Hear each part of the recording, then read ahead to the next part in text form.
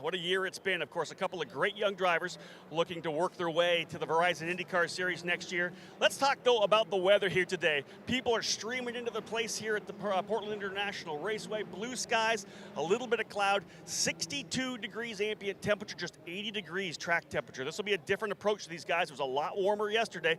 Cooler temperatures going to mean a little bit slipperier, but of course, aero's going to be good, and these Mazda engines will love these cooler temperatures. Appreciate it, Rob. Your hard work all season long. It's been a lot of fun this year watching this championship as we are just about set to go racing here at Portland International Raceway. The field of 8 getting the 1 to go sign as Ryan Norman is your pole sitter here in Portland for the final race of the year. We've got a couple gentlemen out on the racetrack to help describe the action. The first one that we'll be dropping to, once they exit those festival curves of turns 1, 2, and 3, they'll pop into turn 4 and into the view of Jake Query. Thank you, Nick. When they make that turn 4, it's essentially a long, sweeping, right-handed turn. Technically speaking, that makes it turns 4 and 5. As a matter of fact, the field with Ryan Norman just behind the pace car does that just beside me here. Norman getting heat in those tires. Once they work their way out of turn number 5, very quickly they have to set up for a lefty that is turn number 6. Then, after about 600 yards, a right-handed turn that is turn number 7. It is at that point when they come into the view of Dave First.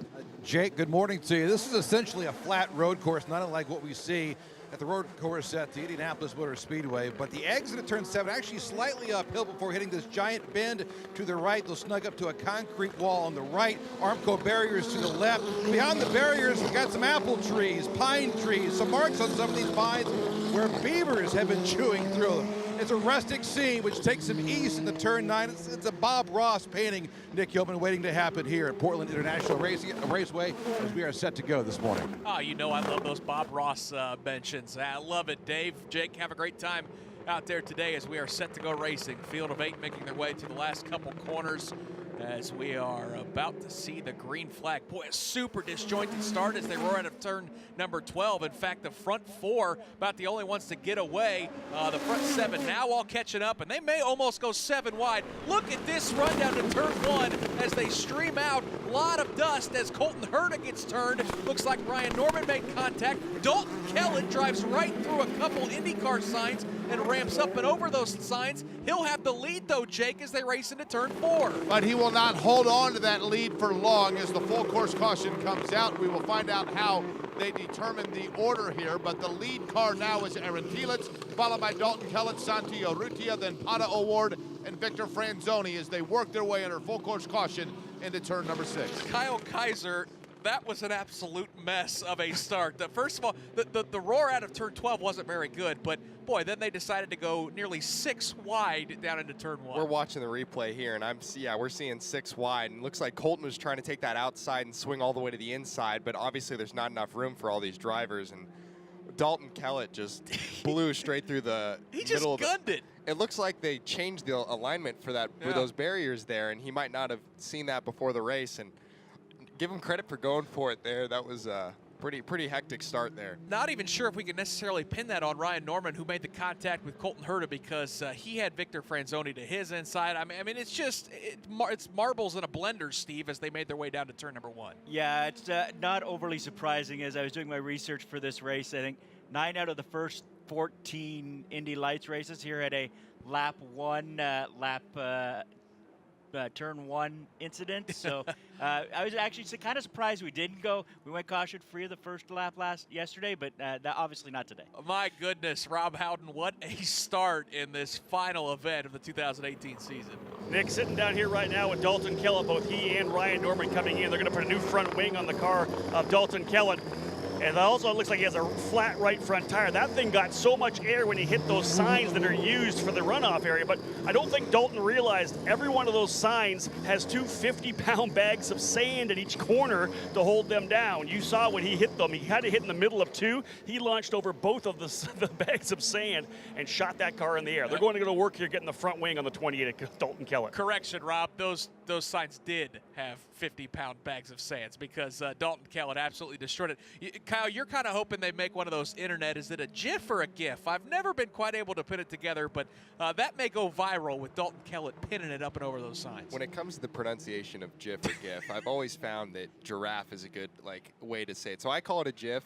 That's how I've always gone about it. But that would be the best GIF I've ever seen, I think. Boy, what a wild start to this final race of this season, Rob Houghton. I think we kind of knew that there are going to be a lot of hungry drivers trying to end the season with a win, but you're standing by with our pole sitter. Well, actually, I'll grab him in a second. TV stepped in. I'm going to give you the update on the car, though, right now. He's already out. He is upset. He's talking to Katie Harger at this point here. Looking at the left front of the car, both of the wishbones, the steering arm, the wishbones, all destroyed in the left front of that car. Tough one for Ryan Norman. Guys, starting on the pole position, he will not finish lap number 2. Dan Rusanowski, you're on pit lane. A little bit of carnage in front of you as well. Yeah, Colton Herta came in, and they looked at his right front tire, but they ended up just replacing the nose, and obviously that's the only change they made. Took him a few seconds to get that done with his team, and now he's back out on the track.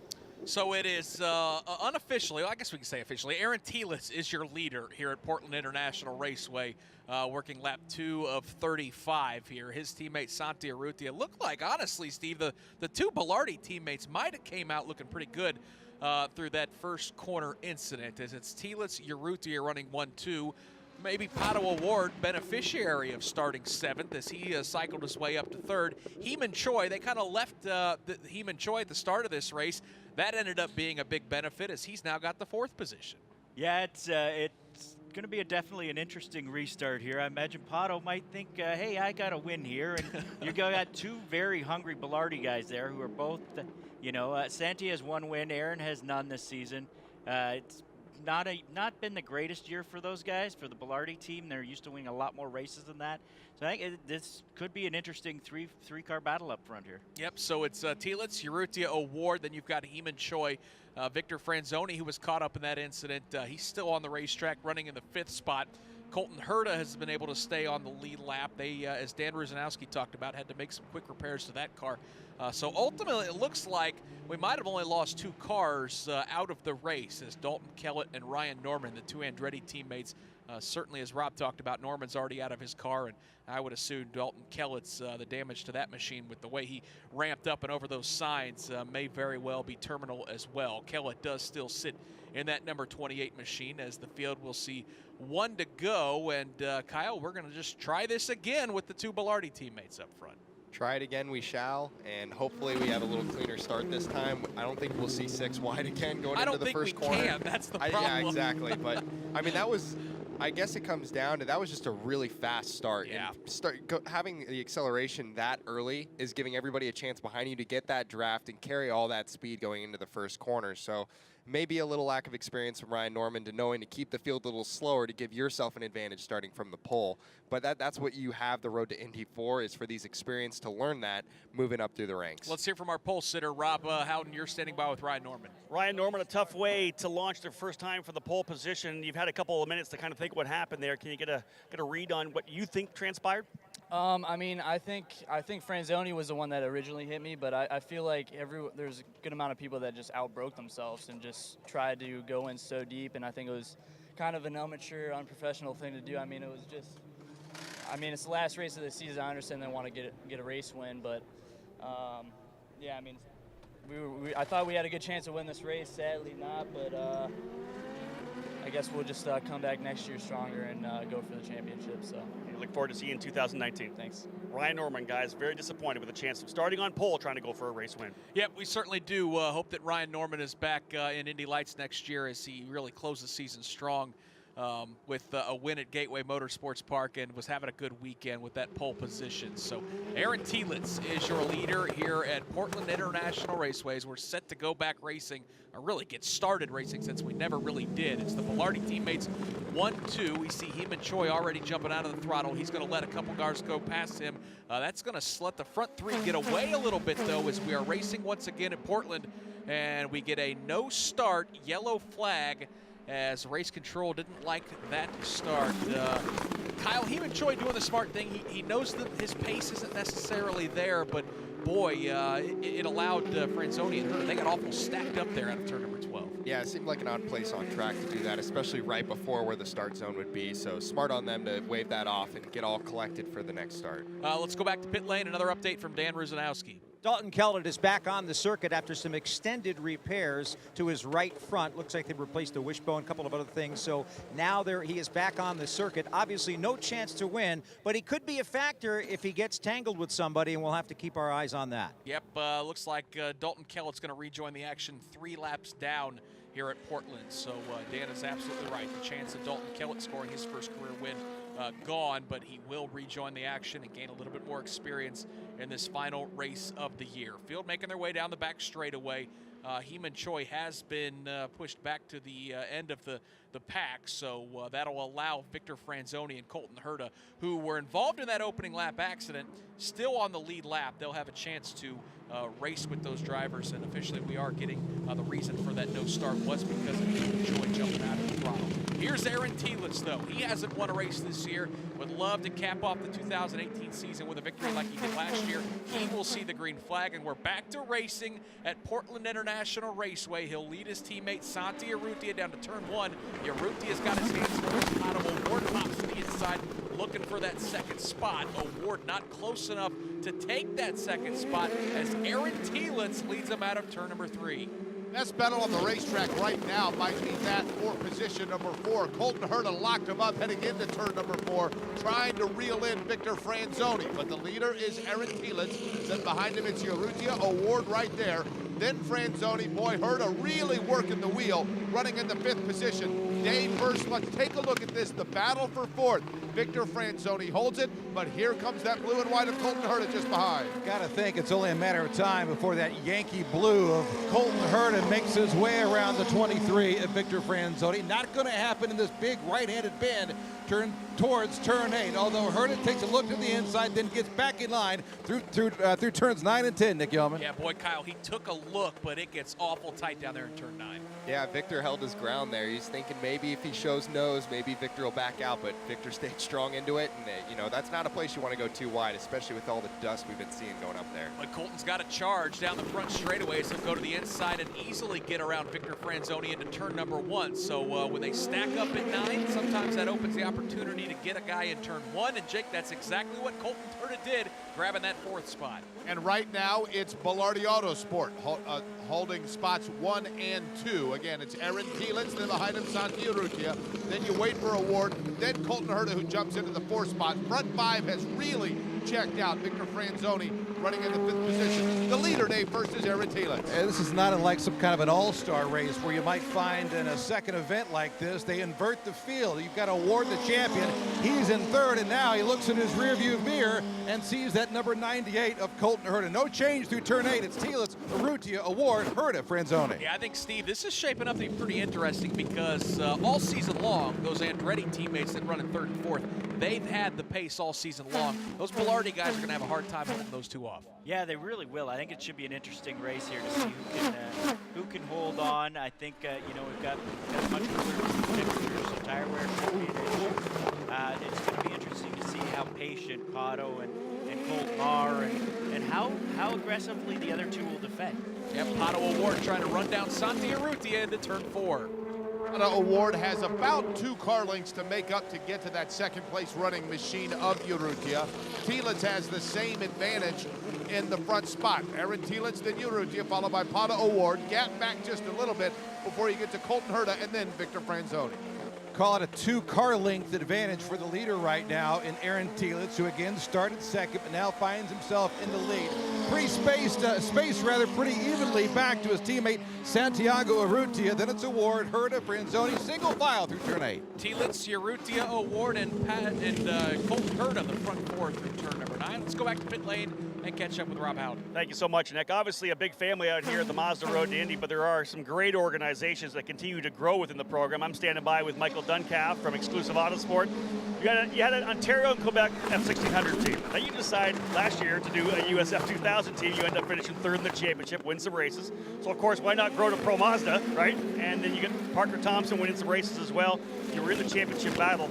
How do you feel this year? How did things go in Pro Mazda and USF 2000? You know, it was a good year all around. Really proud of the crew. You know, they stepped it up. They keep growing and developing as our drivers. Parker did a phenomenal job this year, clinching P2 in the championship. And he said we battled all year long. Congrats to Renus and the Yunkos crew because they did a phenomenal job. But yeah, you know, the team, the Exclusive Autosport team, just keeps grinding away, and you know, we're challenging top 3 in every championship right now that we're competing in. So it's you know, pretty proud. You know, Michael, we talk about this whole road to Indy being, you know, making drivers move up the ranks, whether it's engineers working up the ranks as well. You're doing a fantastic job in terms of growing your program as well. Are we going to see an Indy Lights program potentially? You're smiling. Are we going to see an Indy Lights program with Exclusive soon? You know, that's the dream for sure. You know, what the Andersons have put together here with the Road to Indy and the 3 levels is pretty impressive. And, you know, for Mazda and all their support, you know, for drivers, it's also, you know, for teams giving us the ability to keep growing our program. So 2019, I think, would be a little premature for an Exclusive Autosport Indy Lights program, but 2020, possibly. Santi Urrutia taking the lead on the racetrack. We'll come back to that momentarily. One more question. I'm talking to Michael Duncalf, team owner from Exclusive Autosport. I think one of the great things about your program is the fact you have that F1600 team as well in Canada, and you guys are winning championships up there, winning races. That's really where you're going to start drawing drivers from, is it not? Absolutely. You know, I believe F1600 is a great step for drivers coming out of karts. So jump into the 1600 and then right into USF 2000 and then on to Pro Mazda. Second year of Pro Mazda next year. Good luck. Thank you very much, Rob. Appreciate it. Thank you so much, guys. There he is, Michael Duncalf from Exclusive Autosports, one of the teams rising in this Mazda Road to Indy. They're going to be in Indy Lights one day, maybe even IndyCar. You never know. Michael Duncalf's a guy that likes to keep growing his program, but he's doing a great job, Nick Yeoman, getting these young kids from F1600, bringing them through USF 2000, trying to follow in the footsteps of Parker Thompson. Yeah, it's a fantastic climb that they've had, and certainly look forward to the day when they are competing in the Indy Lights Series, which is like the tires. Kyle, we just saw a fantastic pass by Santi Urrutia to grab the lead, and Aaron Telitz didn't get to hold on to second for very long because Pato O'Ward ran him down. First, let's talk about that pass that Pato made down into turn 1. Really textbook pass there. Got a good draft, definitely on the P2P there. Popped to the outside because he defended, but he had so much speed that he cleared him before they even got to the brake zone. So very, very good pass. And Dave, first, you saw that pass by Santi Urrutia as he got one heck of a run down the backstretch a couple laps ago. Yeah, you know, we talk about, in theory, there's a chance that you could pass in turn 9 or heading into turn 9. We just haven't seen it yet this weekend, but we just saw it a couple of laps ago. Nice pass by Urrutia to get around Telitz, but now Urrutia's got to worry about Pato O'Ward. And Aaron Telitz has got his hands full with Colton Herta into turn number 9 as those Andretti teammates continue to work over the Belardi cars. Boy, Santi Urrutia, though, Steve, he's a guy that, again, wishes he could have gotten this championship this year. Closing the year with a victory would be awful big for his career. Yeah, it really would. It would help him out a lot here. And we've got Pato looking at him in turn 1. And that's an interesting relationship with those two. Pato credits Santi a lot for helping him grow when they were teammates at Team Pelfrey and Pro Mazda. But now it's looking like Pato, the student, is following the teacher off the course. Two really good battles, Jake Wary, one for the lead and one for third. At that battle for third, right now it's Aaron Telitz holding it, Colton Herta right behind him. Literally the same distance, 1 through 4 between one another. Santi Urrutia and then Pato O'Ward. Maybe you wait just a little bit, then Telitz, Herta, and then Franzoni. Yep, it's Urrutia, O'Ward, Telitz, and then Victor Franzoni is not going anywhere in this battle, so perhaps call it a 3-way battle for third. Telitz leads that group. Yep, working lap number 7 of 35 here at Portland International Raceway, final race of the season, and Pato O'Ward, the driver who claimed the championship yesterday, is starting to run down the leader, Santi Urrutia. He'll take a look to the outside as Urrutia moves low to defend. They'll go side by side into turn 1. Urrutia gets there first. O'Ward tries the switchback maneuver. That's going to allow Telitz to creep right back into the battle, the front 3 out of turn 3. O'Ward looks a little bit faster out of turn number 3 than does Santi Urrutia, but he's not able to make the move just yet. So Urrutia is still the leader. The distance, though, is just a car length and a half, and then all of a sudden Telitz is right there on O'Ward as well. Telitz got a little bit loose out of turn number 4, gave O'Ward a little bit of breathing room. Urrutia is still the leader now through turn number 7. Telitz hanging on to that third spot. Wonder how much tire wear is involved in that machine right now after losing a couple of spots, as Telitz now looking at Colton Herta behind him. Franzoni single file. No movement on this lap here, Nick Yeoman. Pato is charging, though. Boy, he got to within a car length and a half before they had to jump out of the throttle through the kink of turn number 9, back out of the front straightaway. We'll see if Pato can hammer that push-to-pass button. Looks like he just did. Can he get the charge on Urrutia? Urrutia moves low again. Pato almost went with them. They're side-by-side into turn number 1. O'Ward's going to hang it out there. He'll lock up the tires and jump out of the throttle. So Pato has to jump out of the gas and give the lead back to Santi Urrutia. That allows Aaron Kielitz once again to climb all over the rear wing on that 27 machine. Urrutia is able to get away just a little bit. Now all of a sudden the bigger issue for O'Ward after locking him up is Aaron Kielitz just behind him. But Kielitz has Colton Herta right there. Literally right now, 3, 4, and 5. Kielitz, Herta, and Franzoni. You could throw up the proverbial blanket over all 3 days. Yeah, I tell you what, how many times in the course of the last couple of years we talked about Santiago Urrutia until recently? Well, don't forget about this 22-year-old. He's trying to hold off some of the best right now, presumably moving on to IndyCar. That includes Pato O'Ward, but it's Urrutia, O'Ward, Kielitz, Herta, Franzoni, the top 5. Kyle, there's no doubt turn 1 is where Pato O'Ward wants to take the lead, as we've seen a couple very close moments down there the last couple laps. He's getting some really good runs coming onto that front straightaway, and using that push to pass is a big advantage, especially for Santi leading this race, not being able to use it to defend. And Steve, again, Pato O'Ward's been the fastest driver all year long. He's got 8 wins. Got the championship locked up. You know the swagger that he has, though. He wants to end with one more victory. Oh yeah, there's no if and buts. He wants to win with one more victory. It's going to be interesting to see. I won't be surprised if you get a chance to see Pato at Sonoma in an IndyCar in a couple weeks. I think that is a very good possibility now that he's clinched this championship, and it looks like he's starting to pull away a little bit now. So we'll Santi's pulling away a little bit, but maybe Pato's just letting his tires cool off. Yeah, some rumblings and some rumors that we can't, not necessarily nothing confirmed as of yet, but that's a lot of talk in the paddock that we're going to see Pato O'Ward at Sonoma, and I think that'd be pretty cool. Yeah, I think it would be really cool. I think you're going to probably see 27, 28 cars at Sonoma. Wouldn't be surprised if you see another driver that's in this field in that race. I know a lot of other people are trying to put together deals. It's kind of cool to watch that many cars now. Boy, Pato O'Ward just has an absolute rocket ship as he is all over the rear wing of Santi Urrutia. Jake, those two nose to nose in turn 3 and 4. And just as they enter turn number 4, it's as though O'Ward had to check up just a little bit. That allowed Urrutia to get maybe a half a car length advantage more so. But now O'Ward closes it as they work through turn number 6. Kielitz is back there as well. Santi Urrutia now through turn number 7. Pato O'Ward is trying to reel him in and stalk down. How about 8 career wins for these top 2 right now? Urrutia has 8. Pato O'Ward has 8. Who's going to win number 9? Well, right now, Kielitz is also in play. Herta, Franzoni as they work their way to turn 9. Yeah, that's a good point, Dave. First, every time those front 2 have started mixing it up, it's allowed Aaron Kielitz to close, as Kielitz can kind of run his own race, hit his marks, as those other 2 have to search for grip to try to make passes and to defend. Across the start-finish line, it's still Santi Urrutia's. He'll lead lap number 11. Pato not close enough to take a look to the inside as they go single file into turn number 1. About a car length separating those 2 as they make their way to the left-hander of turn 2 and back to the right-hander of turn 3. Urrutia's advantage at the line this past lap, Jake Larry, just 0.3 of a second. And again, it's a long sweeping right-handed turn, essentially from turn 4 to 5. Seems entering that turn, O'Ward might be a little faster, but Urrutia, through the balance of it, is able to get gap back. They work their way now through turn number 6, still no change. Through turn 7, O'Ward still a car length and a half behind. Even Choi, the back marker in this group, but I tell you what, this lead pack might catch him here pretty quick. Urrutia, O'Ward, and then call it 10 car lengths back to Kielitz, Herta, Franzoni, now making their way into entrance to turn 9. Pato O'Ward is right there. They both kick up a little dust in turn 9, separated by about a car length. You better believe Pato's going to be on that push-to-pass button as they exit turn number 12. He takes a wide arcing swinging angle out of that corner as they make their way down the front straightaway and across the start-finish line. Here comes Pato O'Ward. He'll duck to the inside. They'll go wheel to wheel. He snookered him into turn 1, and Pato O'Ward will take the lead. lead. Urrutia moved low to try to defend, but Jake Query, new race leader, and it's our champion Pato Award. All of a sudden, it looked like somebody was sending up a smoke signal to me from across the way. No, that was brake smoke from Santi Urrutia, who locked him up and allowed Pato Award past him. So Award now the leader,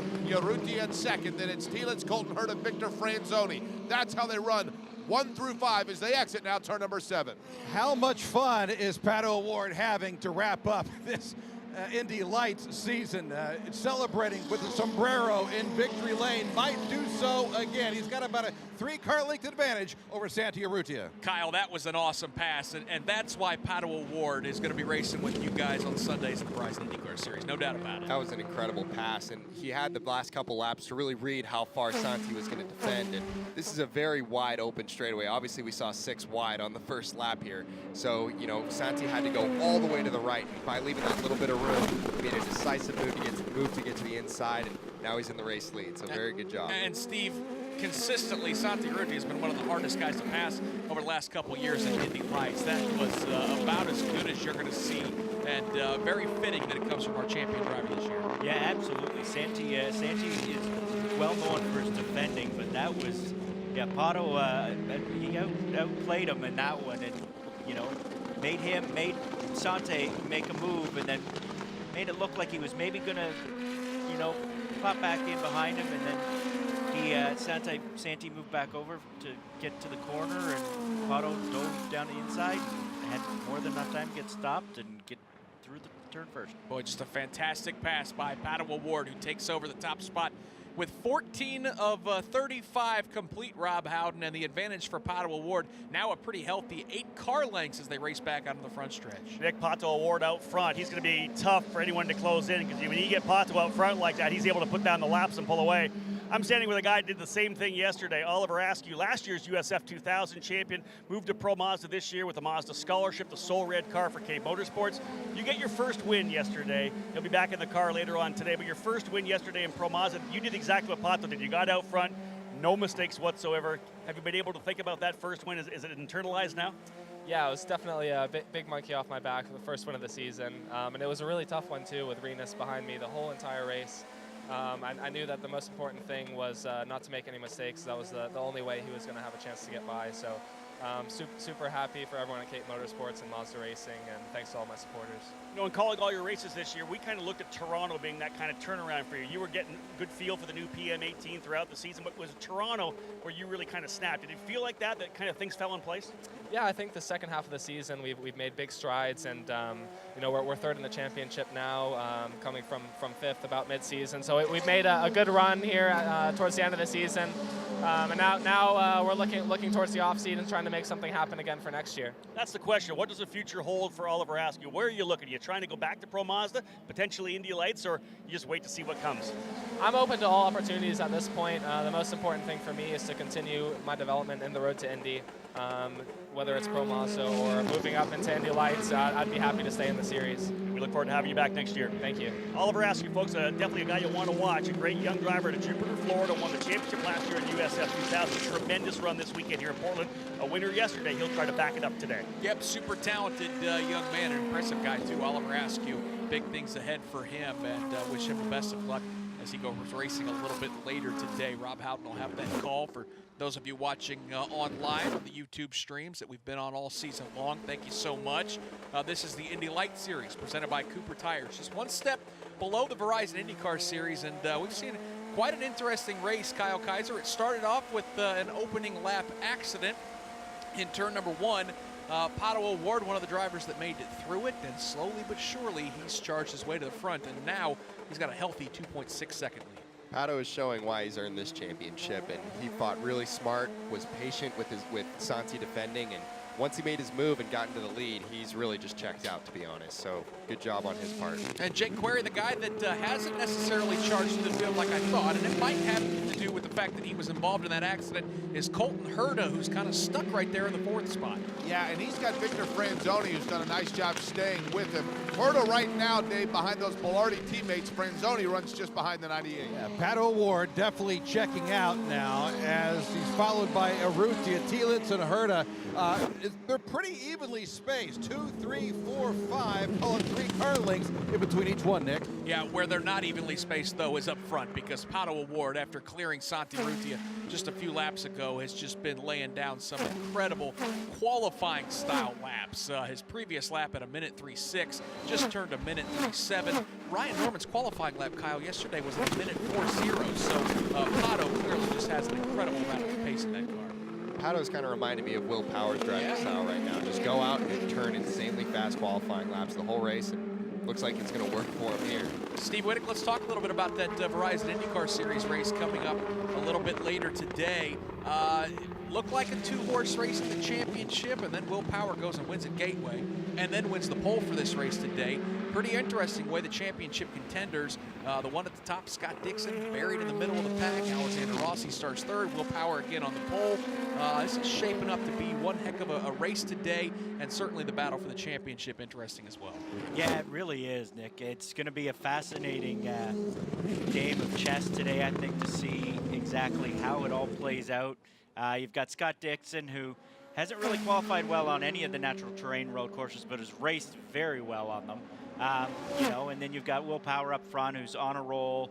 You know, he started in the top 6 in every race. He's had some bad luck, had some mechanical issues, but it's going to be a fascinating and interesting way to see if, okay, can Dixon come through the field? And, you know, he's got some problems in between. He's got you know, a couple Andretti teammates he's going to have to get by, a couple of you know, he's going to have to get by Newgarden. There's a lot in play there where I think we're going to start to see teammates come into play a lot more now in the championship. Kyle, it's a 25-car field this weekend, the Verizon IndyCar Series. That's an awesome sign. Scott Dixon starts 11th, and as we've seen all weekend, it doesn't matter what series. That run into turn 1 is just so dangerous, and Scott Dixon's in the middle of a hornet's nest. That's going to be something to watch a little bit later. I'd be curious to see if they go 6 wide going into turn 1 I of hope that IndyCar not. race. I mean, that would be, I'd hold my breath watching that. But Scott Dixon always seems to do a really great job at keeping the car clean at the beginning of the race. He always sees the bigger picture, having so many starts, having so much experience, and knowing what to do in these races. So it wouldn't shock me to see him maybe play it a little more conservative through that first corner. He's raced on this track before, so he's probably aware of what goes on. Got a good battle for second. Speaking of the 9 car, how about the 9 in Indy Lights as Aaron Telitz makes the pass on Santi Urrutia. Urrutia, though, charging back to the inside, Jake. Boy, all of a sudden they started to nearly go side by side through turn number 4. Award is already long checked out. Then just behind him, Telitz. It's about an 18-car length advantage right now for Award. Urrutia was trying to close in on Telitz, but he's got to watch it because he's got both Herta and Franzoni just behind him. Award, he's in another time zone right now. He's really checked out, but all of a sudden Aaron Telitz likely using some of that push to pass to get around Santiago Urrutia. Call it 4 car lengths back, 2, 3, 4, and 5 here today. Yep, he's used up nearly all of that push to pass advantage. He only had 1 left. Here towards the end of this race, or I should say about 11 laps to go. So he timed it right to get around Santi Urrutia, and Urrutia now has his hands full with Colton Herta trying to run down that number 5 machine. Those 4 drivers with Franzoni at the tail make their way into turn number 1, and Urrutia will miss the corner. Santi Urrutia just couldn't get that car woke down. He went right through the barriers, Jake. He's going to pop, looks like back in the place where he was. Going to be interesting what race control, how they view that incident in turn 1. Yeah, and all of a sudden now through turn number 4, again, they started to go side by side. Telitz managed to get the advantage over Urrutia. But I think right now Santi Urrutia's bigger concern may be that duo just behind him, Dave, of Colton Herta. Oh, Franzoni got sideways. That knocked Colton Herta behind him. Both of them go through the grass. Everybody's going to get through, but that's going to allow for Victor Franzoni to get past Colton Herta. Telitz and Urrutia make their way through. Now Victor Franzoni, now Colton Herta. A lot of dust kicked up in that number 98 machine. It's covered in it. Dalton Kellett makes his way through turn 8 now, Nick. Kyle, what'd you see down there in turn 7? Looked like a full send for Victor Franzoni going straight to the inside of Colton there. And it's not easy to go too wide through that corner, but yeah, that was some tight racing right there. That's not been a spot. Again, we talked about how that corner's been widened, and certainly it's a slow corner, which gives drivers an opportunity to try to make a pass. We haven't seen a lot of that this weekend. It's a risky passing zone for sure, and I think that's maybe a last lap pass that you would try and pull off for a position. So maybe it was a little early to pull the trigger on that, but luckily both cars are still moving and they're going to be able to finish this race. And the tough thing, Steve, is man, we had a really nice little 4-car battle shaping up there with wondering how Santi Urrutia was going to hold on after really smoking those tires down in turn number 1, and then Franzoni and Herta get together in turn 7. A little separation now throughout the field. Yeah, Victor definitely getting a little aggressive there, wanting to put that Soul Red Mazda back up on the podium again for the second day in a row. But yeah, that was an interesting move. But yeah, these guys were all running really nose to tail, and now it's a little bit more spread out. Pato O'Ward is your leader with 8 laps to go, or 9 laps to go, I should say, here at Portland International Raceway. Aaron Telitz runs on the 2nd spot. Santi Urrutia is 3rd. Victor Franzoni 4th. Colton Herta is 5th. And Kyle, you're getting a chance to see the replay here for the first time. Yeah, he got alongside him there, but I don't know if Colton maybe expected him to throw it in so late. Seemed like a pass that could be done, but you need compliance from the car on the outside for sure. So, like I said, I think that's something you more like to see on the last lap than maybe with 10 laps to go. But he got the pass done, so give him a little credit there. But maybe a little too aggressive this early on. Rob Howden, what's the thoughts in the Andretti Autosport pit right now? Well, not surprisingly, Nick, a little bit of campaigning going on down here. The crew from Andretti Autosport talking to the officials here from the Mazda Road to Indy. Number one, they don't like the fact that the contact was made, and Franzoni obviously able to stay on track, and Colton Herta going off track. But they're also talking about the fact that Santi Urrutia cut the chicane, not able to get it woed up. Now, you expect he would probably have to give a spot back, but what does he do now? Does he wait all the way back to Franzoni? Right now, a lot of discussions going down here with the Andretti crew and the officials from the Road to Indy. Yep, kind of interesting call there, Kyle, because Santi did. He just couldn't get that car woed down there into the festival turns. Yeah, it was interesting because we saw Colton had a run and he was going to the inside for the pass, and it did seem a little unfair that he could take the chicane and come back out in front. So you might see potentially a time penalty after the race. Since now Colton has fallen further back, it wouldn't really be fair to Santi to make him go all the way back to the One pack. thing's for sure is I'm sure those guys at Race Control, they've had plenty to watch considering the start of this race as we're really ending the season on a wild note here in Portland. Yeah, you could tell that there's really nothing on the line here for these drivers. They're all just going for it and racing very, very hard. Well, just 7 laps to go here, not only in this final race of the season at Portland International Raceway, but in the season as well. And also, Rob Howden, 7 laps to go in what's been a tremendous partnership that comes to an end this weekend between the Road to Indy and Mazda. And I know you're standing by with a guy that's helped facilitate a lot of incredible opportunities over the years. No doubt, Nick Yeoman standing by here with Mazda Motorsports' John Doonan. John, we've had a lot of interviews over the last 9 years. Of course, Mazda's been such a great partner for this Road to Indy and the Anderson Promotions crew. Bittersweet day for you guys, I know. You still have your sports car program, but just the thought of how much good you guys have done for open wheel racing here in North America. Well, it's been an amazing journey, Rob, and it all started out by focusing on drivers and giving them a chance to pursue their dreams, giving them hope. Mr. Franzoni said that last year, and then it turned into something even more. Engineers, race teams, people like yourself who got an opportunity, and it's a little tough, but we'll get through it. We'll get the scholarship drivers next year. Really proud of what we've accomplished. The Mazda brand is about giving people a chance to experience our product in a life-changing way, and I think we've changed a lot of lives in this deal. Pretty obvious to hear and feel your emotion, John. You've been a huge supporter of this program and everybody around here. I know you're going sports car racing, but one of the things you're going to always be able to have, you're going to look at the Indianapolis 500 next year, you're going to see all these guys that came through this program, and they still have Mazda on their pedigree. Yeah, it's fantastic when you think about that starting field, even back to this May, when you got 25 drivers that at some point have been touched by the Mazda brand and the opportunity that we presented. It's incredible, greatest race in the world, and all these young talents from all around the world have come together, and it's really, really cool. And all the executives at Mazda, all of our Mazda fans around the world have noticed what we've done, and we'll always carry that legacy with us. And in the end, you want to be part of making history, and I think we made history. John, on behalf of the Road to Indy, the teams, the families, the drivers, the mechanics, thank you so much to you and your staff for everything you've done for us. Thanks so much, Rob. Nick Yeoman, there it was. I'm telling you, there's the passion, there's the emotion. John Doonan from Mazda Motorsports. Yeah, it's just been a fantastic partnership, and one we're sad to see go, but certainly excited for the folks at Mazda as they explore different opportunities. And what a great opportunity now for other automotive companies to now get involved with this Road to Indy.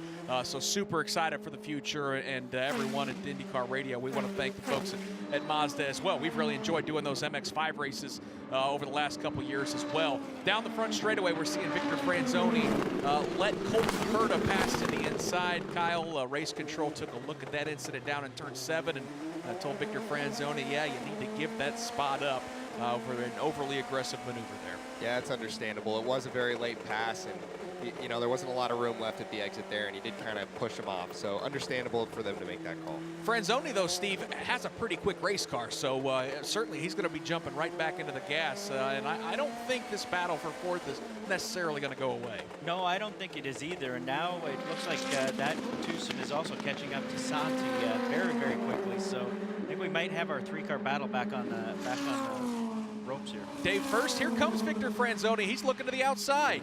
Takes a look to the outside. Herta protecting to the inside. May have blocked him just a skosh. Just gave him a little right rear tire there, but he'll stay in 4th position. Yeah, Kyle, there was definitely a little tire smoke there as that got awful tight down there in turn 9. That scares me, seeing cars go too wide into that corner, because we've seen what happens if you get offline there. So very smart for them to get back to single file going through there on the racing line. But Victor is being very aggressive here, trying to get that spot back. That's such a fast part of the racetrack as well. Here comes Franzoni. He'll try to gather it back up out of turn number 3. They'll roar towards turn number 4. Really good battle for the 4th position.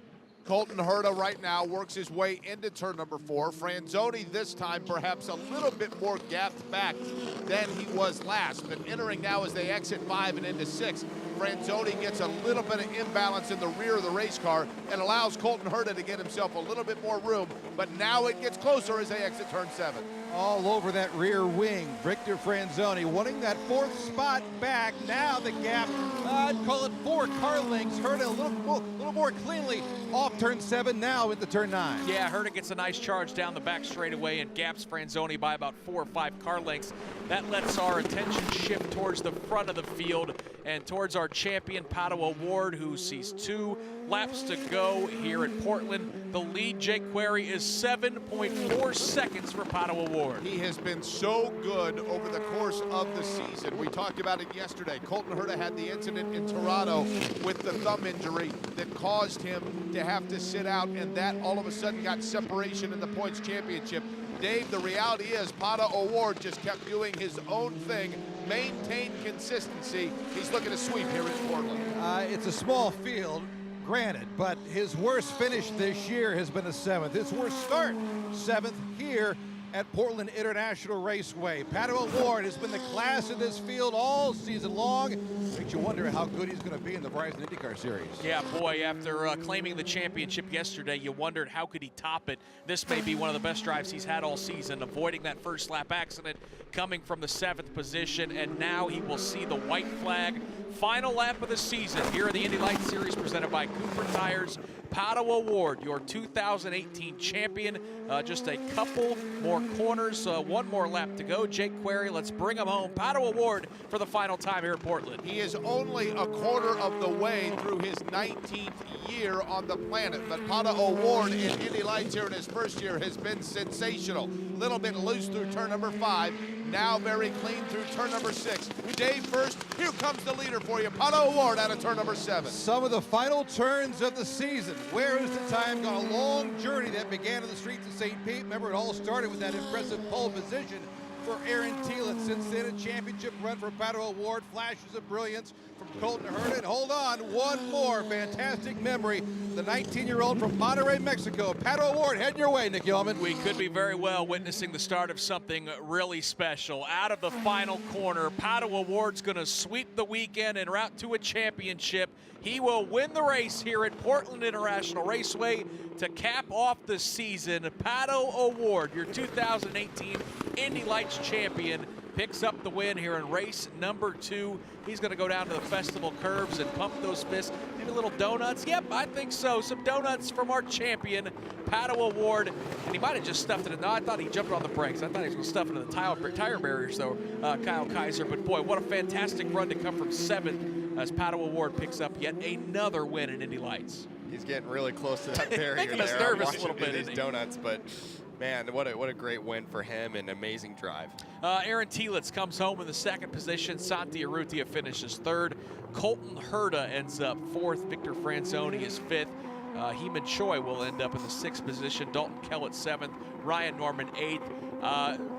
Steve Wittick, there's not going to be much left of those Cooper tires on that 27 machine, and why not? He's done. Final race of the year at a championship. Exactly. Those are Zanardi-esque donuts there. I'm very impressed. He smoked the crowd down there in the festival turns, and now he's making his way back around, and I'm sure he'll be, the Andretti crew will be very happy to greet him. That was one heck of a drive from 7th place. A 9th win of the season. Just an incredible year for Pato O'Ward as he caps off the championship campaign with 2 wins here at Portland International Raceway. He actually won 4 of the last 5 races. So to win a championship, Kyle, you got to get hot at the right time.